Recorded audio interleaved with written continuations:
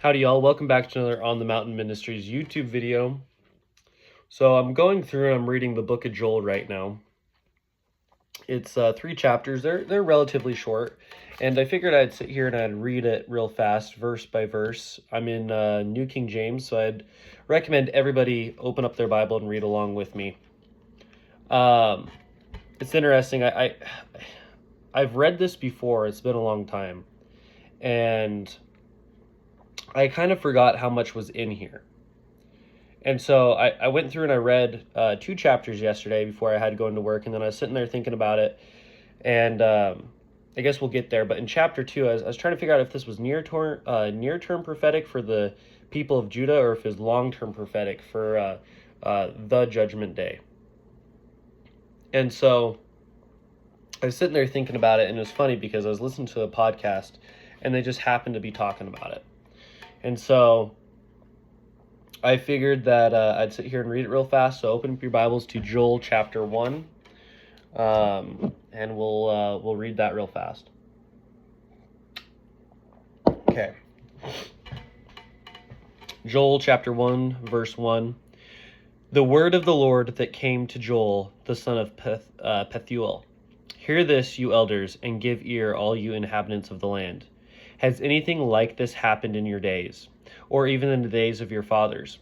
Tell your children about it. Let your children tell their children, and their children another generation. What the chewing locust left, the swarming locust has eaten what a swarming locust has left. The crawling locust has eaten, and the crawling locust has left. The consuming locust has eaten. Awake, you drunkards, and weep, and wail, all your drinkers of wine, because of the new wine, for it has been cut off from your mouth. For a nation has come up against my land, strong and without number. His teeth are the teeth of a lion, and he has a fang of a fierce lion. He has laid waste my vine, and ruined my fig tree, and has stripped it bare and thrown it away. Its branches are made white. Lament like a virgin girded with a sackcloth, for the husband of her youth. The grain offering and the drink offering have been cut off from the house of the Lord. The priests mourn who minister to the Lord. The field is wasted, the land mourns, for the grain is ruined. The new wine is dried up, the oil fails. Be ashamed, you farmers, wail, you vine dressers, for the wheat and barley, because the harvest of the field has perished. The wine has dried up, and the fig has withered. The pomegranate tree, the palm tree also, and the apple tree. All the trees of the field are withered. Surely joy has withered away from the sons of men. In verse 13. Gird yourselves and lament, you priests. Wail, you who minister before the altar. Come lie all night in sackcloth, you who minister to my God. For the grain offering and the drink offering are withheld from the house of your God. Consecrate a fast, call a sacred assembly, gather the elders, and all the inhabitants of the land into the house of the Lord your God, and cry out to the Lord. Alas, for the day of the Lord is at hand. It shall come as a destruction from the Almighty. It is not the food cut off before your eyes, joy and gladness from the house of your God, of our God. The seed shrivels under the clods, storehouses are in shambles, barns are broken down, for the grain has withered. How the animals groan! The herds of the cattle are restless, because they have no pasture. Even the flocks of the sheep suffer punishment. O Lord, to you I cry out, for fire has devoured the open pastures, and the flames have burned also the trees of the field. The beasts of the field also cry out to you, for the water brooks are dried up, and the fire has devoured the open pastures. Chapter 2, verse 1. Blow the trumpet in Zion, and sound an alarm in my holy mountain. Let all the inhabitants of the land tremble, for the day of the Lord is coming, for it is at hand. A day of darkness and gloominess, a day of clouds of thick darkness, like the morning clouds spread over the mountains. A people come great and strong, the like of whom has never been, nor will there ever be any such after them, even for many successive generations. A fire devours before them, and behind them a flame burns. The land is like the Garden of Eden before them, and behind them a desolate wilderness. Surely nothing shall escape them. Their appearance is like the appearance of horses, and like swift steeds so they run. With a noise like chariots over mountain tops they leap, like the noise of flaming fire that devours the stubble. Like a strong people set in battle array. Before them the people writhe in pain. All faces are drained of color. They run like mighty men. They climb the wall like men of war. Everyone marches in formation, and they do not break ranks. Verse 8, they do not push one another. Everyone marches in his own column, though they lunge between the weapons. They are not cut down. They run to and fro in the city. They run on the wall. They climb into the houses. They enter at the windows like a thief. The earth quakes before them. The heavens tremble. The sun and moon grow dark, and the stars diminish their brightness. The Lord gives voice before his army, for his camp is very great. For strong is the one who executes his word. For the day of the Lord is great, and very terrible. Who can endure it? Now therefore, says the Lord, turn to me with all your heart, with fasting, with weeping, and with mourning. So rend your heart and not your garments. Return to the Lord your God, for he is gracious and merciful, slow to anger, and of great kindness, and he relents from doing harm. Who knows if he will turn and relent and leave a blessing behind him, a grain offering and a drink offering for the Lord your God. Blow the trumpet in Zion, consecrate a fast, call a sacred assembly, gather the people, sanctify the congregation, assemble the elders, gather the children and nursing babies. Let the bridegroom go out from his chamber, and the bride from her dressing room. Let the priests who minister to the Lord weep between the porch and the altar. Let them say, spare your people, O Lord, and do not give your heritage to reproach, that the nations should rule over them. Why should they say among the peoples, where is their God? Verse 18, then the Lord will be zealous for his land, and pity his people. The Lord will answer and say to his people, behold, I will send you grain, and new wine and oil, and you will be satisfied by them. I will no longer make you a reproach among the nations, but I will remove far from any of you the northern army, and will drive him away into a barren and desolate land, with his face towards the eastern sea, and his back towards the western sea. His stench will come up, and his foul odor will rise, because he has done monstrous things. Fear not, O land, be glad and rejoice, for the Lord has done marvelous things. Do not be afraid, you beasts of the field, for the open pastures are springing up, and the tree bears its fruit.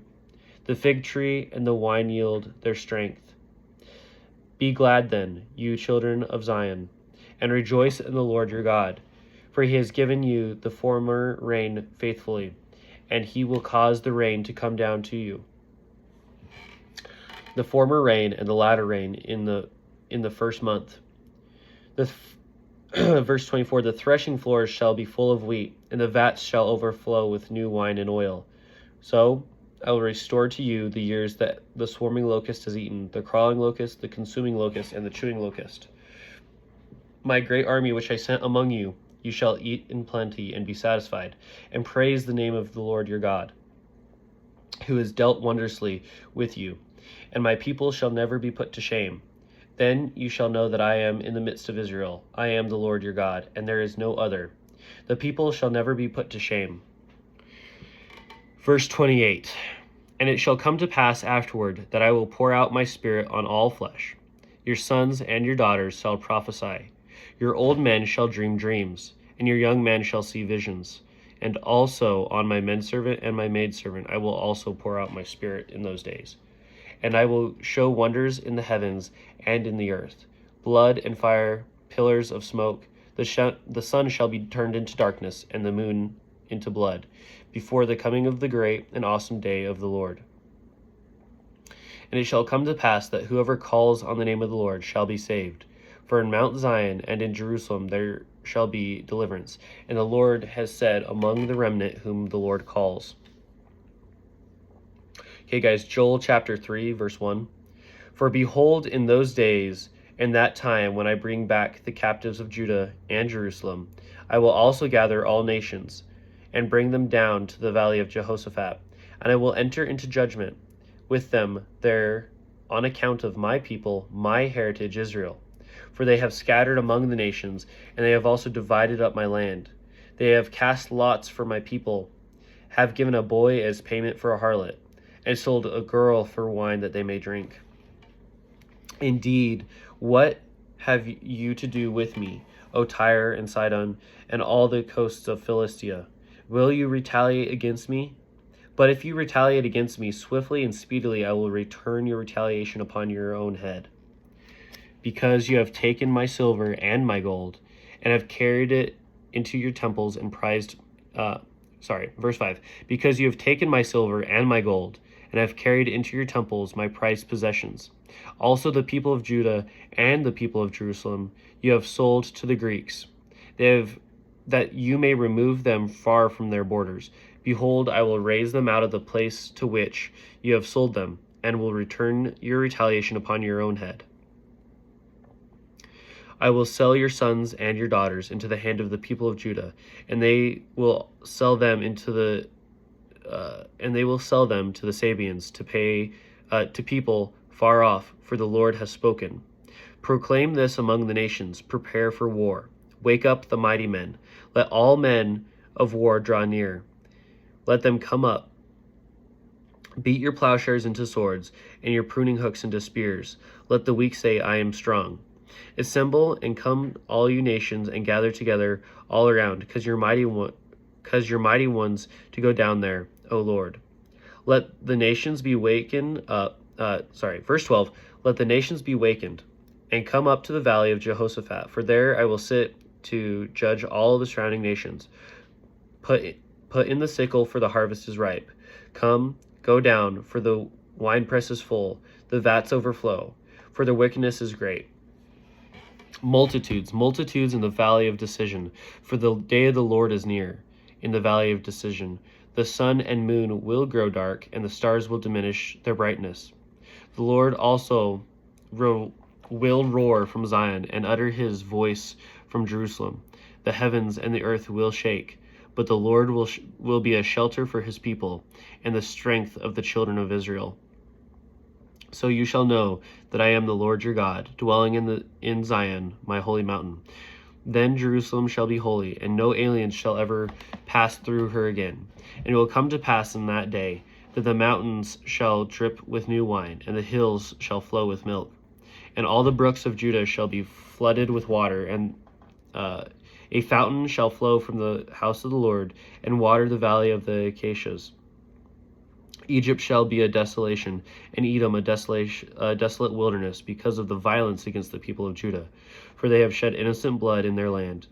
But Judah shall abide forever, and Jerusalem from generation to generation.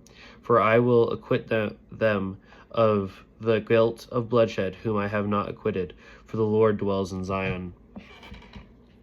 Okay, guys, that was Joel, chapters 1 through 3. I encourage everybody open it up and read through it. It seems to be a pretty interesting one, and something I'll be thinking on for a while.